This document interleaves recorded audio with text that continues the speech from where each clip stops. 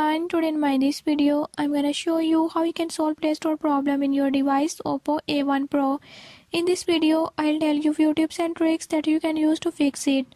Before we move to the video, if you are new to my channel, don't forget to subscribe and press bell icon.